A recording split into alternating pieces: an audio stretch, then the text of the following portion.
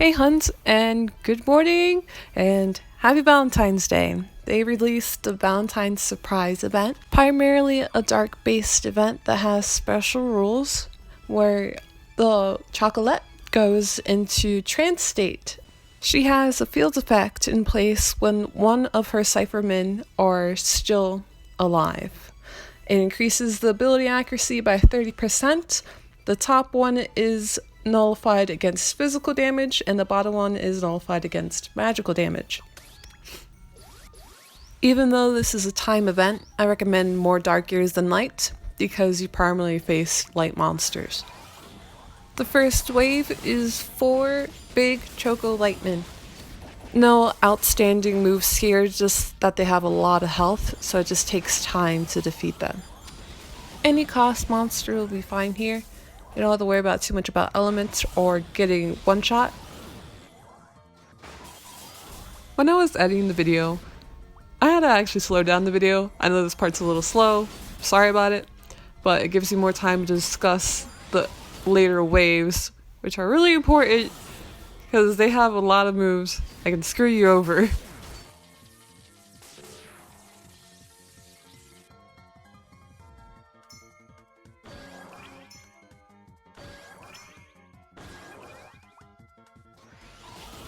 In the second wave, you're facing 2 matcha and 2 orichalcum golems.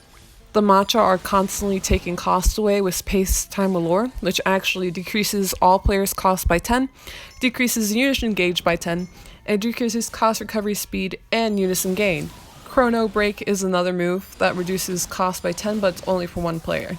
Mind Delay attacks 3 players and decreases their cost recovery speed again. Monsters that give cost recovery boost and Unison gains here are totally effective. You are just dying for cost at any given time on this wave, especially with the golems. They can do mass destruction, which leaves all players with about 10% max health.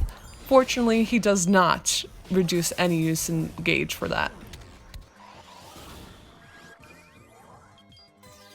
The third wave, we have Beastmaster Red Riding Hood, and we also have Big Sweet Chocomin W. Red Riding Hood is definitely another problem with the move I'm going to eat you up. It reduces all players' cost to nearly 0. And her red percentage move, I'm Not Done Yet, leaves players with about 10% maximum health and also reduces the Unison gauge by 15.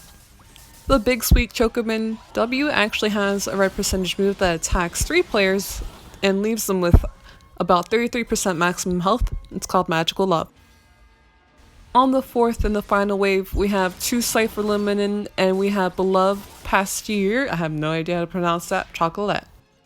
These Cypher Liminin are just support characters for this, where they actually do a lot of buffs, a lot of debuffs, and status elements.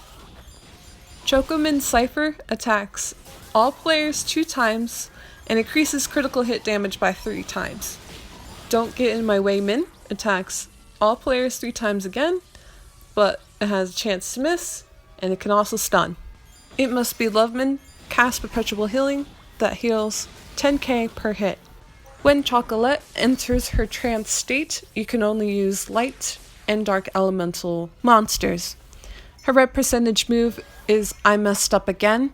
It leaves players with about 20% maximum health and decreases all base stats by 5 times, and it also has a chance to confuse. She actually has a second red percentage move that leaves players with about 40% maximum health and cast 1x regen that heals 150k, and it's called These Are My Feelings for You. Can't Stop Making Chocolate attacks all players 5 times with a chance to miss and 1 times bleed. It reduces cost by 10 and decreases status element resistance by 5. This is my special recipe. Attacks all players 2 times, casts a 3x barrier, and with a 2 nullifying shield, I believe. Normally that is her first ability she uses. I just wanted to pick it up from there because it kind of got cut off and my audio definitely messed up.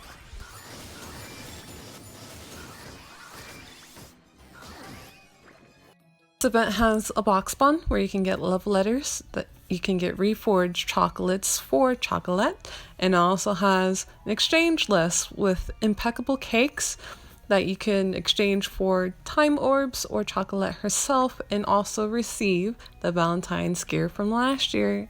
So if you didn't get those, it's a great opportunity to get it now. This event also has keys where you can get about 6,500 prestige on Arcadia, and that's without any prestige items or boosts.